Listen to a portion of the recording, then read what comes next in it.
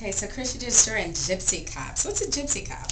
A Gypsy Cop is an officer that moves from one jurisdiction to another. Sometimes they'll get into trouble in one department and then they just go and they move to another department. Instead of getting out of police work altogether, they find somebody else to hire them. What surprised you most about the story? I was surprised that people that get into trouble could stay in the business. Since a police officer is supposed to serve and protect, that they're held to a high standard like a doctor would be, and that if they get into trouble in one community that they wouldn't be able to go somewhere else, that offense would follow them and somebody wouldn't want that person in their community. But because there are so many small cities around here that hire police officers for low pay, there's always someplace else an officer can go. What kind of trouble are we talking about? What did you see? What did you find out? We have a guy that was convicted for assault twice, and he was able to get a job in another department.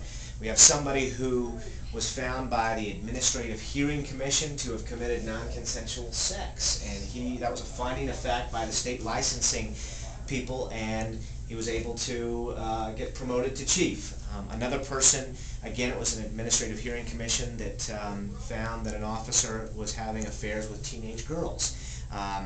This officer... But we're talking about kissing. We're talking about, exactly. We're it's talking still about inappropriate. Inappropriate behavior, and the officer was able to go to another community.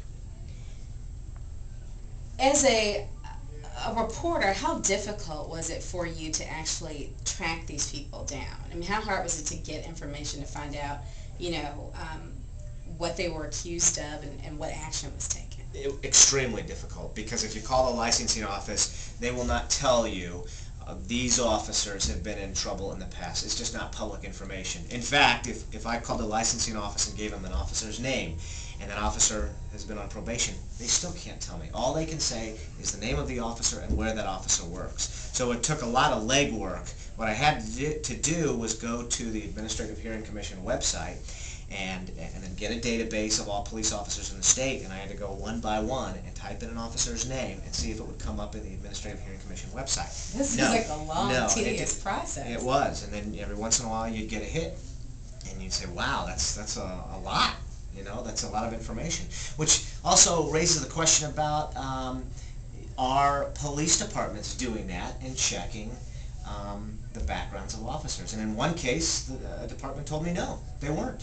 Were you surprised by that? I was surprised by that, yeah. And I was surprised by that, but I was also surprised by the department that said they did check the background. So apparently they knew about this particular officer's background and they hired him anyway.